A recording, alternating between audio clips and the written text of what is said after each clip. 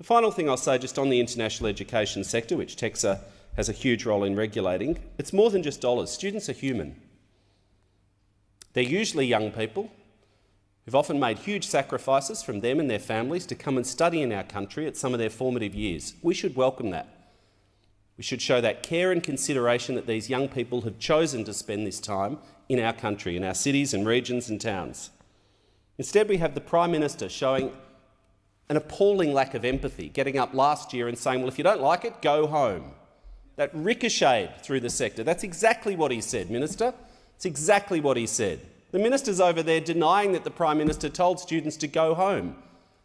I talked a few weeks later with the CEO of one of the large accommodation providers in Sydney. I won't mention the name, but I'm in touch with the sector. I used to be a senior bureaucrat. I chaired the Commonwealth State Officials Group for this sector. I ran the sector in Victoria. I actually do know something about this, Minister, perhaps unlike you who had all your submissions bounced at Cabinet last year. So this CEO of the accommodation provider, in relation to the international ed sector, that's what they tell us. They said that the minister, well, you were actually the immigration minister. You were the immigration minister. That's what the sector believes. Because the Prime Minister and Treasurer were personally hostile to this sector. And any minister that took anything to Cabinet to try and do something got thrown out. No, we're not interested. We're hostile to this sector. But the CEO of this accommodation provider told me very clearly that the day after the Prime Minister said, if you don't like it, go home, he had students lining up at the front desk taking that literally, saying, well, I have to check out. The Prime Minister told me to go home. Now, many of these students fall in love with Australia and Australians. We should show more compassion and a bit of care and empathy. TEQSA has a role in this, but it's also whole-of-government considerations.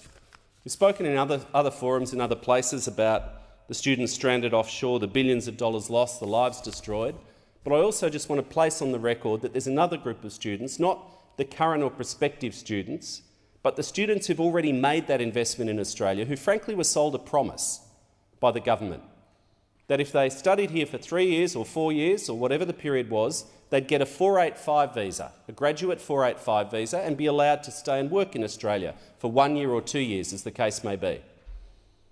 The government should do the right thing by these students and actually commit that they will extend, renew or allow students to enter when the borders are open and it's safe to do so.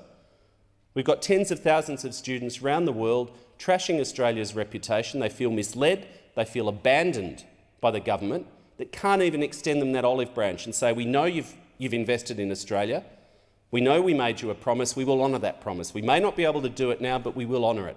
It's not a difficult thing to do, and it'd help restore some of our international reputation. This is a sector that relies on word of mouth. I'm sure the minister would agree with that. This is a sector which overwhelmingly relies on word of mouth from former students who studied here, from current students saying to their mates and their families back home, Australia's a good place to come and study, you should come here.